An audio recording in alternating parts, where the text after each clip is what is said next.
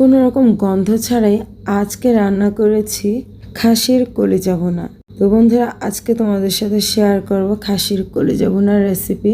তার জন্য এখানে নিয়েছি আমি একটি বড় সাইজের খাসির কলিজা, আর সাথে নিয়েছি ফ্যাপসা।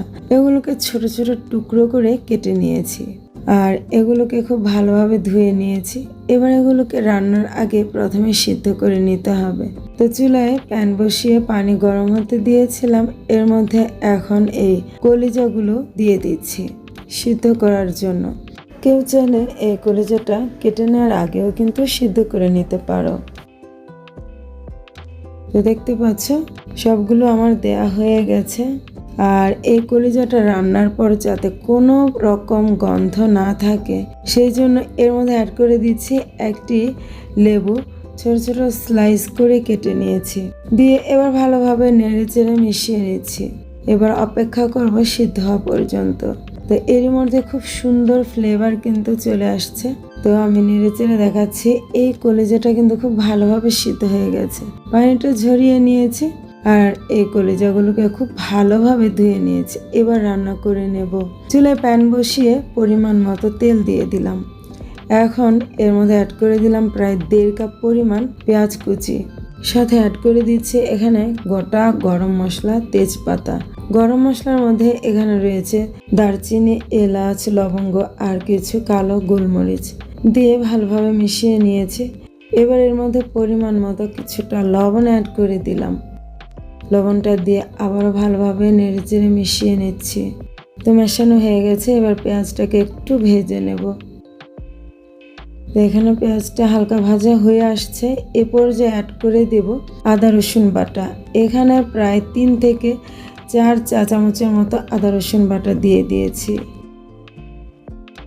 এবার এই আদা রসুন বাটাটা একটু নেড়ে চেড়ে ভেজে নেব যেন এর কাঁচা গন্ধটা না থাকে। তো আদা রসুনটা ভাজা হয়ে গেছে। এ পর্যায়ে গুঁড়া মশলা অ্যাড করে দিচ্ছি। দিয়ে দিচ্ছি প্রথমে 2 চা চামচ পরিমাণ জিরার গুঁড়া, দিয়ে দিচ্ছি 2 চা চামচ পরিমাণ ধনিয়া গুঁড়া। এবার এখানে অ্যাড করে দেব হলুদ গুঁড়া। দিয়ে দিলাম 2 চা চামচ পরিমাণ হলুদ গুঁড়া। এবার ঝাল দিয়ে দেব। দিয়ে দিচ্ছি 2 চা চামচ পরিমাণ মরিচের গুঁড়া। ঝালটা কম বা বেশি দেওয়া যাবে, যে যার ইচ্ছে অনুযায়ী কিন্তু ঝালটা দিতে পারবে। সাথে দিয়ে দিলাম এখানে 1 চা চামচ পরিমাণ গরম মশলার গুঁড়া। তো মশলাগুলোকে নেড়ে চেড়ে মিশিয়ে নিয়েছি। এ পর্যায়ে সামান্য কিছুটা পানি অ্যাড করে দিচ্ছি মশলাটাকে খুব ভালোভাবে কষানোর জন্য। তো নেড়ে চেড়ে এই পানিটাকে ভালোভাবে মশলার সাথে মিশিয়ে নিয়েছি। এবার অপেক্ষা করছি এটা খুব ভালোভাবে কষানোর জন্য। তো দেখতে পাচ্ছ কিছুক্ষণ কষানোর পরে এই মশলা থেকে তেলটা উপরে ভেসে উঠেছে। এতে করে বোঝা যাচ্ছে মশলাটা খুব ভালোভাবে কষানো হয়েছে। এই পর্যায়ে অ্যাড করে দিলাম আগে থেকে সিদ্ধ করে রাখা কলিজাগুলো। এবার নেড়ে চেড়ে মশলার সাথে খুব ভালোভাবে এই কলিজাগুলোকে কষিয়ে নিতে হবে। তো বেশ কিছুক্ষণ কষিয়ে নিয়েছি দেখতে পাচ্ছ বন্ধুরা। আরও কিছুক্ষণ এই কলিজাটাকে কষিয়ে নিতে হবে।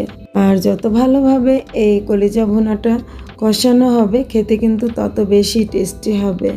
তো এখানে কলিজাটা খুব ভালোভাবে কষানো হয়ে গেছে। দেখতে পাচ্ছ তেলটা উপরে ভেসে উঠেছে।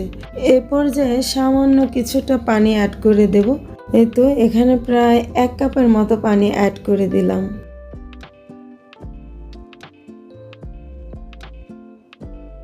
দিয়ে আবারও একটু নেড়ে চেড়ে মিশিয়ে নিচ্ছি। তো মেশানো হয়ে গেছে। এই পর্যায়ে ঢেকে কিছুক্ষণ রান্না করে নেব। এই তো ঢাকনা দিয়ে দিলাম। এরপর ফিরে আসবো প্রায় 10 মিনিট পরে। তো 10 মিনিট পর ঢাকনাটা উঠিয়ে নিচ্ছি আর এগুলোকে খুব ভালোভাবে নেড়ে চেড়ে নিচ্ছি। তো দেখতে পাচ্ছ এর মধ্যে কিন্তু এই কলিজাটা খুব ভালোভাবে কষানো হয়ে গেছে। তো এটা ঢাকনা দিয়ে আরও কিছুক্ষণ রান্না করে নেব। তো ঢাকনা দিয়ে আরও প্রায় 10 মিনিটের মতো রান্না করে নিয়েছি। এবার ঢাকনাটা উঠিয়ে নিলাম। এবার এর মধ্যে অ্যাড করে দেব ভাজা মশলার গুঁড়া। এখানে 2 চা চামচ পরিমাণ ভাজা মশলার গুঁড়া অ্যাড করে দিলাম। সাথে 1 চা চামচ পরিমাণ গরম মশলার গুঁড়া অ্যাড করে দিয়েছি। তো এই ভাজা মশলার মধ্যে রয়েছে জিরা আর ধনিয়া গুঁড়া, একসাথে আমি ভেজে নিয়েছি। এগুলো অ্যাড করে দিলাম, দিয়ে নেড়েচেড়ে ঢাকনা দিয়ে আরও প্রায় 10 মিনিটের মতো রান্না করে নিয়েছি। এরপর যে ঢাকনাটা খুলে এর মধ্যে অ্যাড করে দিলাম কয়েকটি গোটা কাঁচামরিচ। এতে করে এর মধ্যে খুব সুন্দর একটা ফ্লেভার আসবে আর দেখতেও কিন্তু অনেক বেশি সুন্দর লাগবে। আর এই রেসিপিতে কলিজা ভুনাটা খেতে অসাধারণ লাগে। সেম রেসিপিতে গরুর কলিজা ভুনাও কিন্তু করে নিতে পারো, অসাধারণ লাগবে খেতে। আশা রাখছি রেসিপিটি ভালো লেগেছে। আজ এ পর্যন্তই। ভালো থেকো সবাই, সুস্থ থেকো। আল্লাহ হাফেজ।